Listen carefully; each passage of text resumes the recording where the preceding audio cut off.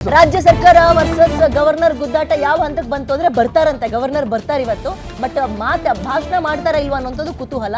BJP ನಾಯಕರು ರಾಜ್ಯ ಸರ್ಕಾರದ ವಿರುದ್ಧ ಕಿಡಿಕಾರ್ತಾ ಇದ್ದಾರೆ. ಗವರ್ನರ್ ಅವರು ಗವರ್ನರ್ ರೀತಿಯಲ್ಲಿ ನಡ್ಕೊಳ್ತಾ ಇದ್ದಾರೆ ಅಂತ ಹೆಂಗ್ ಅರ್ಥೈಸ್ಕೊಳ್ಳೋದಿದ್ನ? ಓಕೆ, ಬರ್ತೀನಿ. ರಾಜ್ಯ ಸರ್ಕಾರ ಗವರ್ನರ್ ಅವರು ಸಂವಿಧಾನವನ್ನ ಎತ್ತಿ ಹಿಡಿತಾ ಇದ್ದಾರೆ. ಸರ್ಕಾರ ತಪ್ಪು ಕೆಲಸ ಮಾಡ್ತಾ ಇದೆ, ಸಂವಿಧಾನವನ್ನ ಅವಹೇಳನ ಮಾಡ್ತಾ ಇದೆ ಸರ್ಕಾರ. ವಿಪಕ್ಷ ನಾಯಕ ಆರ್ ಅಶೋಕ್ ಅವರು ವಾಗ್ದಾಳಿ ನಡೆಸ್ತಾ ಇರೋದು ಸರ್ಕಾರದ ವಿರುದ್ಧ, ರಾಜ್ಯ ಸರ್ಕಾರದ ವಿರುದ್ಧ ಅಥವಾ ಕಾಂಗ್ರೆಸ್ ವಿರುದ್ಧ. ರಾಜ್ಯ ಸರ್ಕಾರ ವರ್ಸಸ್ ಗವರ್ನರ್ ಗುದ್ದಾಟ ಈ ಹಂತಕ್ಕೆ ಬಂದು ನಿಂತಿದೆ. ಹೊಸ ಹೊಸ ಬೆಳವಣಿಗೆಗಳು, ಹೊಸ ಹೊಸ ಪದಗಳ ಪರಿಚಯ, ಹೊಸ ಹೊಸ ಸಂಪ್ರದಾಯಗಳನ್ನ ಬಹುಶಃ ಈ ಅಧಿವೇಶನ ಮುಗಿಯೋದ್ರೊಳಗೆ ನಾವೆಲ್ಲರೂ ಕೂಡ ರಾಜ್ಯದ ಜನ ನಾವು ತಿಳ್ಕೊಳ್ತೀವಿ. ಓ, ಹಿಂಗೂ ಆಗ್ಬೋದಾ, ಹಿಂಗಾಗುತ್ತಾ ಅಂತ. ರಾಜ್ಯ ಸರ್ಕಾರ ನಗರ ನಕ್ಸಲರಿಗೆ ಸಪೋರ್ಟ್ ಮಾಡ್ತಾ ಇದೆ, ನಗರ ನಕ್ಸಲರಿಗೆ ಸಪೋರ್ಟ್ ಮಾಡ್ತಾ ಇದೆ.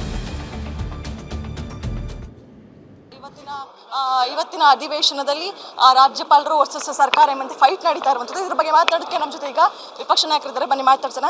ಸರ್, ಇವತ್ತಿನ ಅಧಿವೇಶನದಲ್ಲಿ ರಾಜ್ಯಪಾಲರು ವರ್ಸಸ್ ಸರ್ಕಾರ ಅಂತ ಫೈಟ್ ನಡೀತಾ ಇದೆ. ವಿಪಕ್ಷಗಳ ನಡೆ ಯಾವ ರೀತಿಯಾಗಿರುತ್ತೆ? ಫೈಟ್ ಏನು ನಡೀತಾ ಇಲ್ಲ, ಗವರ್ನರ್ ತರ ನಡ್ಕೊತಾ ಇದ್ದಾರೆ. ಸರ್ಕಾರ ಒಂಥರ ನಗರ ನಕ್ಸಲರಿಗೆ ಬೆಂಬಲ ಮಾಡೋ ರೀತಿ ನಡ್ಕೊತಾ ಇದ್ದಾರೆ ಅಷ್ಟೇ.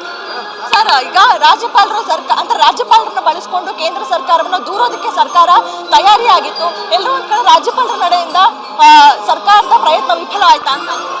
ಸರ್ಕಾರ ಮಾಡ್ತಾ ಇರೋದು ತಪ್ಪು ಕೆಲಸ ಮಾಡ್ತಾರೆ. ಗವರ್ನರ್ ಅವರು ಸಂವಿಧಾನವನ್ನ ಎತ್ತಿಡ್ತಾ ಇದ್ದಾರೆ, ಸರ್ಕಾರ ಸಂವಿಧಾನವನ್ನ ಅವಹೇಳನ ಮಾಡ್ತಾ ಇದೆ.